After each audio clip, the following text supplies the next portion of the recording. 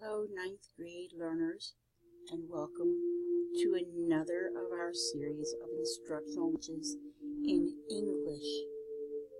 This week, we will be concentrating on our poetry project.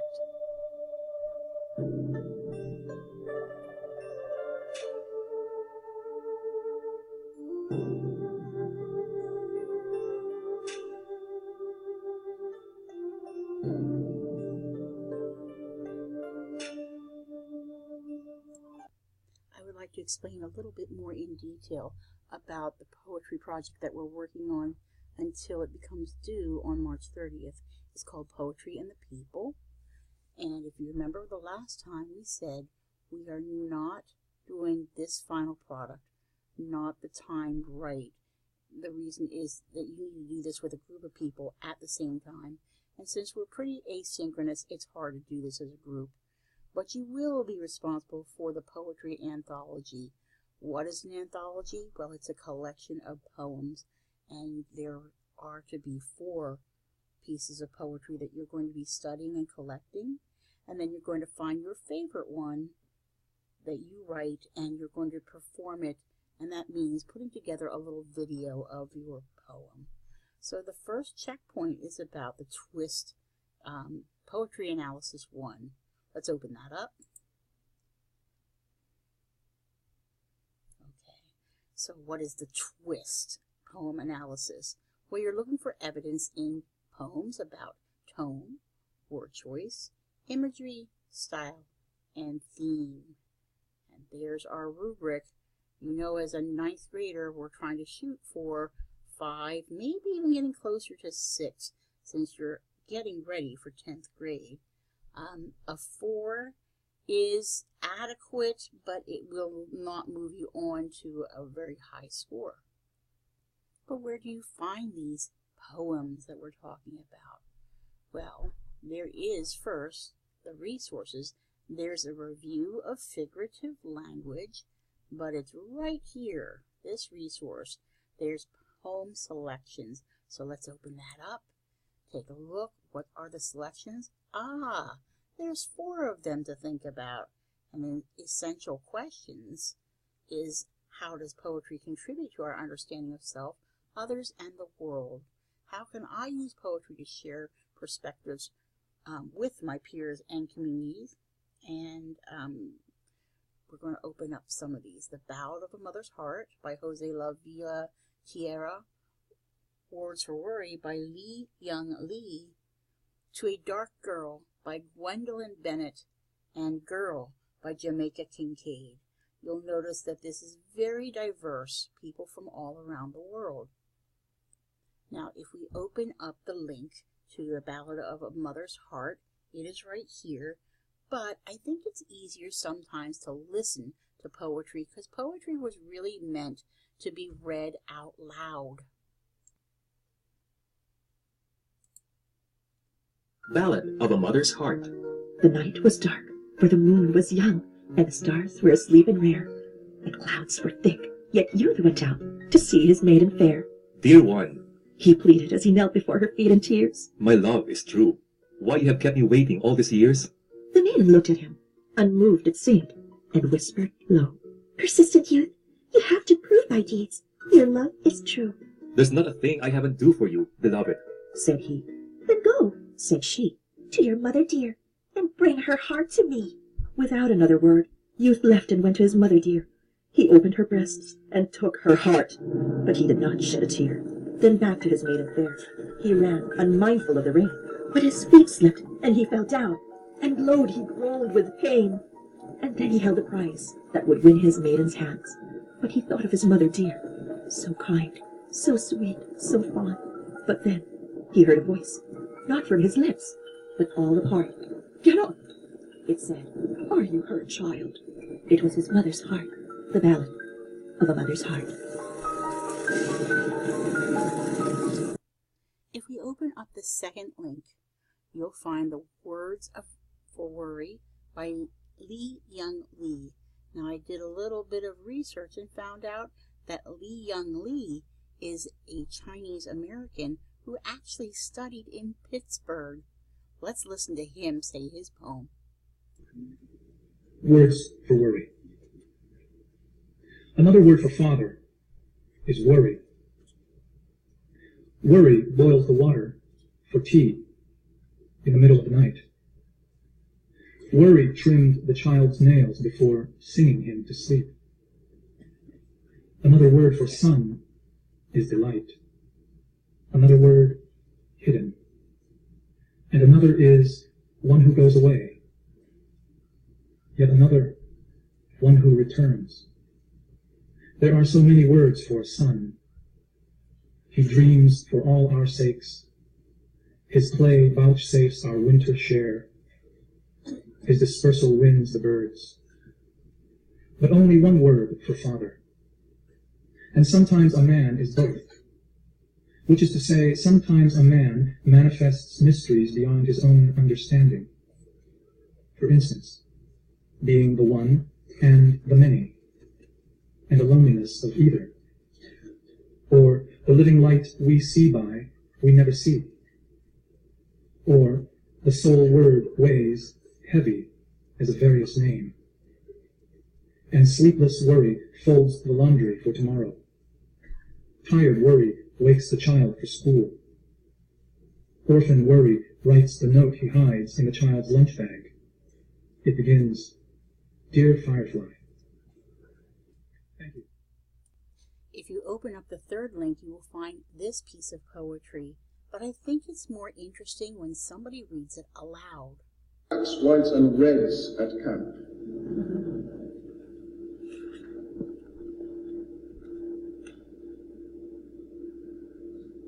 I love you for your brownness and the rounded darkness of your breast. I love you for the breaking sadness in your voice and shadows where your wayward eyelids rest. Something of old forgotten queens lurks in the lithe abandon of your walk, and something of the shackled slave sobs in the rhythm of your talk. Oh, little brown girl, born for sorrow's mate, keep all you have of queenliness, forgetting that you once were a slave, and let your full lips laugh at fate. That was To a Dark Girl. And the last piece of poetry is just called Girl. It doesn't really sound like poetry, but it is. Goes like this. Wash the white clothes on Monday and put them on the stone heap. Wash the color clothes on Tuesday and put them on the clothesline to dry. Don't walk bareheaded in the hot sun. Cook pumpkin fritters in very hot sweet oil. Soak your little clothes right after you take them off. When buying cotton to make yourself a nice blouse, be sure that it doesn't have gum on it, because that way it won't hold up well after a wash. Soak saltfish overnight before you cook it. Is it true that you sing Benna in Sunday school? Always eat your food in such a way that it won't turn someone else's stomach. On Sundays, try to walk like a lady and not like the slut you are so bent on becoming. Don't sing Benna in Sunday school. You mustn't speak to wharf-rat boys, not even to give directions. Don't eat fruits on the street. Flies will follow you. But I don't sing Benna on Sundays at all, and never in Sunday school. This is how to sew on a button. This is how to make a buttonhole for the button you have just sewed on. This is how to hem a dress when you see the hem coming down, and so to prevent yourself from looking like the slut I know you are so bent on becoming. This is how you iron your father's khaki shirt so that it doesn't have a crease. This is how you iron your father's khaki pants so that they don't have a crease. This is how you grow okra far from the house, because okra tree harbors red ants. When you are growing dasheen, make sure it gets plenty of water, or else it makes your throat itch when you are eating it. This is how you sweep a corner. This is how you sweep a whole house. This is how you sweep a yard. This is how you smile to someone you don't like too much. This is how you smile to someone you don't like at all. This is how you smile to someone you like completely. This is how you set a table for tea. This is how you set a table for dinner. This is how you set a table for dinner with an important guest. This is how you set a table for lunch. This is how you set a table for breakfast. This is how to behave in the presence of men who don't know you very well, and this way they won't recognize immediately the slut I have warned you against becoming. Be sure to wash every day, even if it is with your own spit. Don't squat down to play marbles. You are not a boy, you know. Don't pick people's flowers. You might catch something.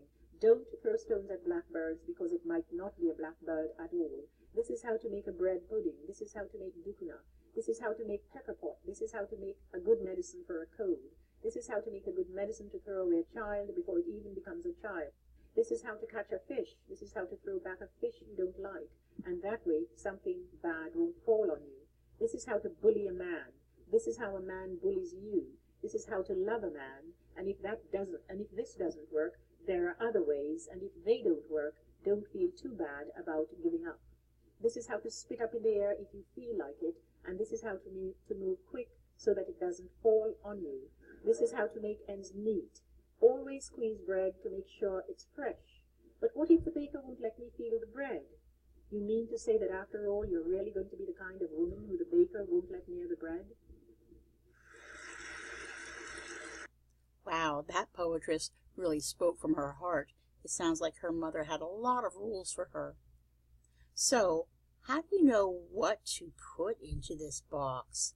The evidence from the poem and what your analysis is. Well, aren't you lucky, because over on the side there are some examples of how to do this. Here's one of them, a resource of how to do it. You see how much they have put in here. They've written a lot. They found their evidence, meaning they found a quote in the poem, and then they analyzed that poem in little paragraphs. So if you don't know what to do, there's something else that can help you. There's another resource, the twist annotations with hints, hint, hint, and sentence starters. Let's open that and see. Oh, bless them. They gave you some ways to start, some writing prompts. It's kind of just like a fill in the blank, a hint on to find the quotes that you want from the poem that you chose. After you finish checkpoint number 1, you're going to move to checkpoint number 2 to draft some poetry.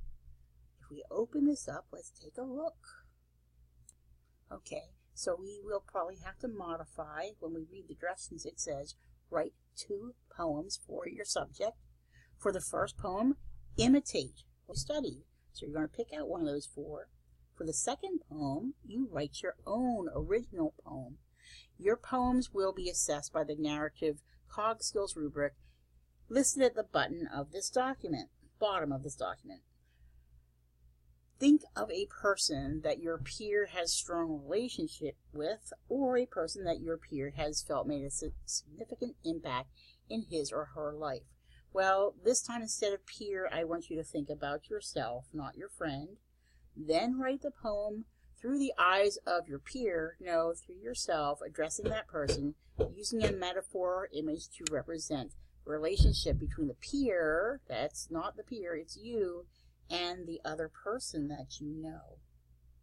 If you have trouble with this, you can always go over here to the brainstorming about your poems, and let's see, another nice graphic organizer to help you with your writing prompt.